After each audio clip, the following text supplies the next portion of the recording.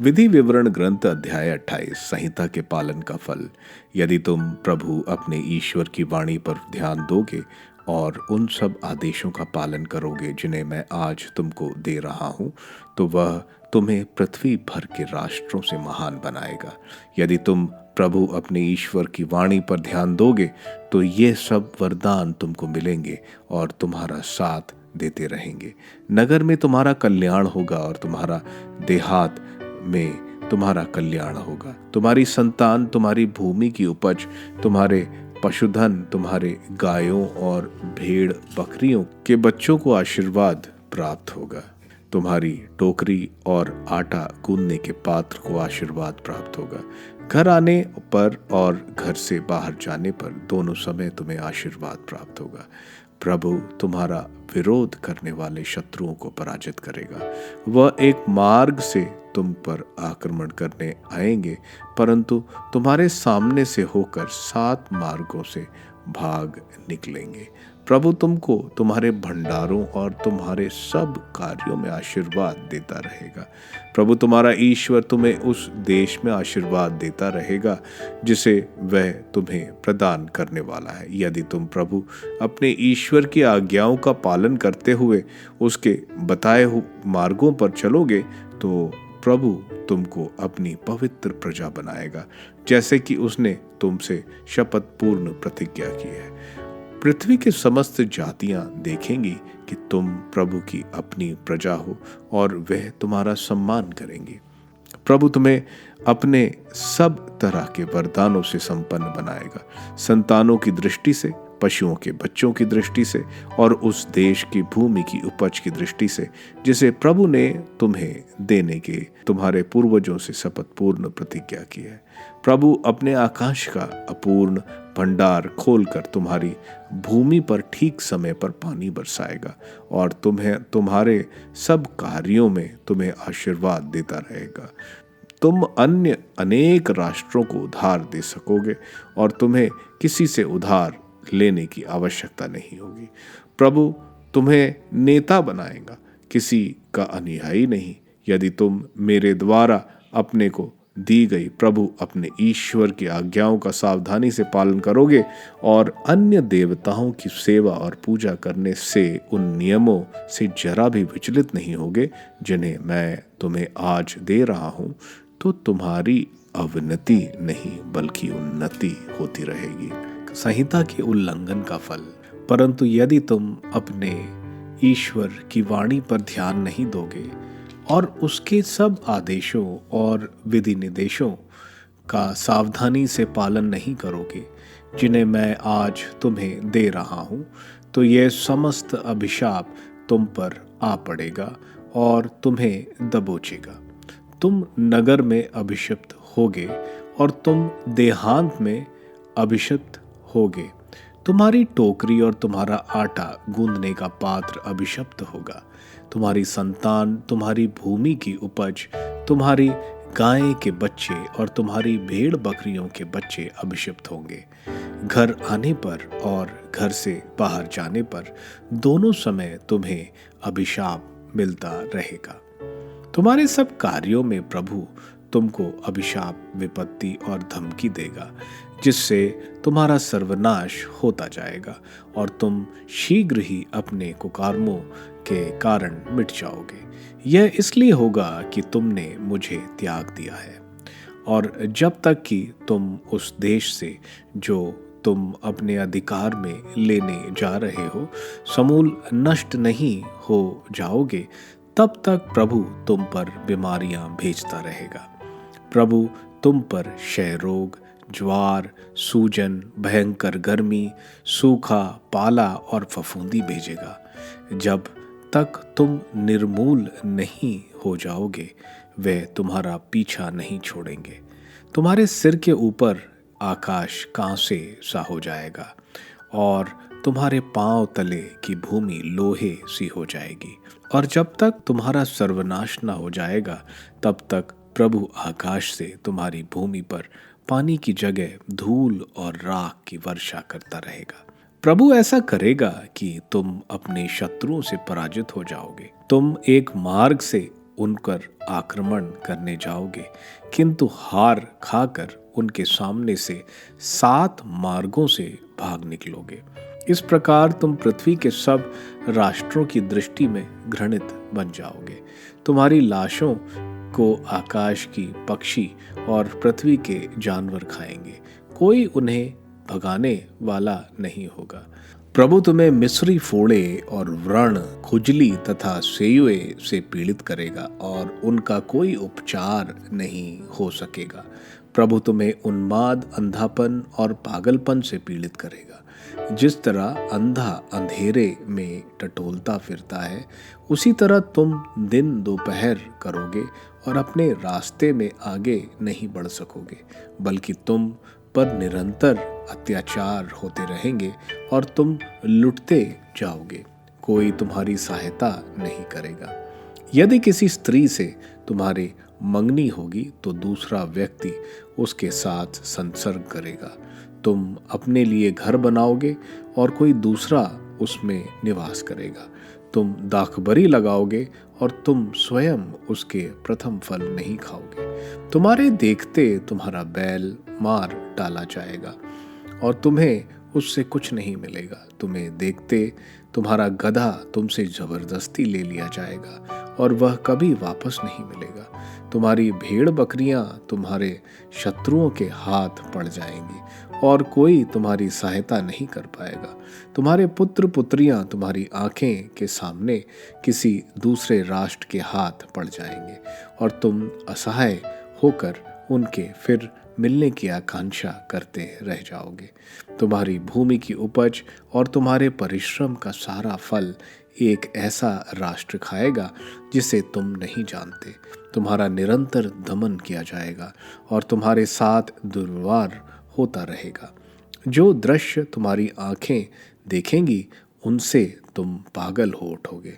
प्रभु तुम्हारे पांवों और घुटनों में ऐसे असाध्य भयंकर फोड़े उत्पन्न करेगा जिनका कोई उपचार ना हो सकेगा, और जो तुम्हारे पैरों के तलवे से तुम्हारे सिर की चोटी तक फैल जाएंगे। प्रभु तुमको और उस राजा को जिसे तुम पर शासक बनाएगा एक अन्य राष्ट्र में निर्वासित करेगा, जिसे ना तो तुम जानते थे और ना तुम्हारे पूर्वज। तुम वहीं लकड़ी और पत्थर से बने पराये देवताओं की पूजा करोगे। इस प्रकार तुम उन सब राष्ट्रों के बीच जिनके पास प्रभु तुम्हें ले जाएगा घृणा, तिरस्कार और उपहास के पात्र बनोगे। तुम अपने खेत में बहुत बीज बोओगे किंतु कम लुनानोगे, क्योंकि सारी फसल टिड्डियां चाट जाएंगी। तुम दाखबारियां लगाकर उनसे श्रम करोगे किंतु उनकी अंगूरी नहीं पियोगे और उनके फल एकत्र नहीं करोगे, क्योंकि कीड़े उन्हें खा जाएंगे। अपने देश में सर्वत्र जैतून वृक्षों के होते हुए भी तुम उनके तेल का उपयोग नहीं करोगे, क्योंकि जैतून के फल झड़ जाएंगे। तुम्हारे यहाँ पुत्र पुत्रियां उत्पन्न होंगे किंतु वे तुम्हारे नहीं रहेंगे, क्योंकि वे बंदी बनाकर ले जाए जाएंगे। तुम्हारे सब वृक्ष और तुम्हारी भूमि के सब फल टिड्डियां चाट जाएंगी। तुम्हारे यहाँ का प्रवासी तुमसे अधिक उन्नति करता रहेगा और तुम्हारी हालत बराबर बदतर होती जाएगी। वह तुमको उधार दे सकेगा परंतु तुम उसे उधार नहीं दे सकोगे। वह सिर हो जाएगा और तुम पूंछ। यदि तुम प्रभु अपने ईश्वर की बातों पर ध्यान ना देकर उसके दिए हुए आदेशों और विधि निषेधों का पालन नहीं किया तो तुम्हें ये सारे अभिशाप तब तक भोगने पड़ेंगे जब तक तुम्हारा सर्वनाश नहीं हो जाएगा। यह अभिशाप संकेत और चेतावनी के रूप में तुम्हें और तुम्हारे वंशजों को याद रहेंगे। तुमने समृद्धि के दिनों में प्रसन्नता और आनंद के साथ प्रभु की सेवा नहीं की, इसलिए तुमको भूखे प्यासे रहकर, नंगे और सब तरह से निर्धन होकर अपने शत्रुओं की सेवा करनी पड़ेगी, जिन्हें प्रभु तुम्हारे विरुद्ध भेजेगा। जब तक वह तुम्हारा सर्वनाश नहीं करेगा, वह तुम्हारी गर्दन पर लोहे का जुआ रखेगा। प्रभु दूर से पृथ्वी के सीमांतों से एक राष्ट्र तुम्हारे पास भेजेगा, जो गरुड़ की तरह अपने शिकार पर झपटता, एक ऐसा राष्ट्र जिसकी भाषा तुम नहीं समझते हो, एक निर्दयी राष्ट्र जो ना वृद्धों का सम्मान करेगा और ना बालकों पर दया। जब तक वह तुम्हारा सर्वनाश ना कर लेगा, तब तक वह तुम्हारी भेड़ बकरियों और तुम्हारी भूमि की उपज को खाता रहेगा। जब तक वह तुम्हारा समूल नाश नहीं करेगा, तब तक वह ना तुम्हारा अनाज छोड़ेगा, ना अंगूरी, ना तेल, ना तुम्हारी गाय के बच्चे और ना तुम्हारी भेड़ बकरियों के बच्चे। जब तक तुम्हारे देश भर के नगरों की ऊंची पक्की दीवारों, जिन पर तुम्हारा भरोसा होगा, गिरा नहीं दी जाएंगी, तब तक वह तुम्हारे उन सब नगरों का घेराव करता रहेगा जिन्हें प्रभु तुम्हारा ईश्वर तुम्हें देने वाला है। अपने शत्रुओं द्वारा डाले हुए घेरे से तंग होकर तुम प्रभु की दी हुई अपनी संतति अर्थात अपने ही पुत्र पुत्रियों का मांस खाओगे। तुम्हारे बीच सब से सौम्य और सुकुमार मनुष्य भी अपने भाई, अपने प्राण प्रिय पत्नी और अपनी बची हुई संतान के साथ दया नहीं करेगा, और जब वह अपने बच्चों का मांस खाता होगा तो उसमें से कुछ नहीं देगा। कारण यह होगा कि अपने शत्रु द्वारा अपने नगरों के घेरे के समय तुम्हारी इतनी दुर्दशा होगी कि उसके पास कुछ नहीं रहेगा। तुम्हारे बीच सबसे सौम्य और सुकुमार स्त्री, जो अपनी सुकुमारता और कोमलता के कारण भूमि पर नंगे पांव तक ना रखती होगी, अपने प्राण प्रिय पति और पुत्र और अपनी पुत्री पर दया नहीं करेगी, और वह उन्हें अपने गर्भ का आंवल और अपने नवजात शिशु नहीं देगी। कारण यह होगा कि तुम्हारे शत्रुओं द्वारा तुम्हारे नगरों को घेरे के समय तुम्हारी इतनी दुर्दशा होगी कि वह स्वयं उन्हें छुपाकर खाना चाहेगी। यदि तुम इस संहिता के सब नियमों का सावधानी से पालन करोगे और प्रभु अपने ईश्वर के महिमामय और पूज्य नाम पर श्रद्धा नहीं रखोगे, तो प्रभु तुम पर और तुम्हारे वंशजों पर भयंकर महामारियां भेजेगा।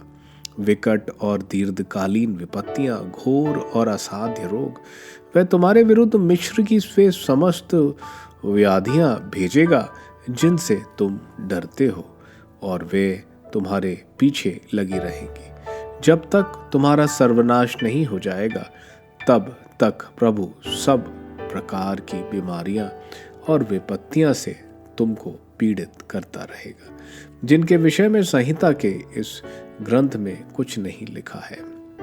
तुम आकाश के तारों की तरह असंख्य थे, किंतु तुम में थोड़े ही लोग शीश रहेंगे, क्योंकि तुमने प्रभु अपने ईश्वर के आदेश का पालन नहीं किया।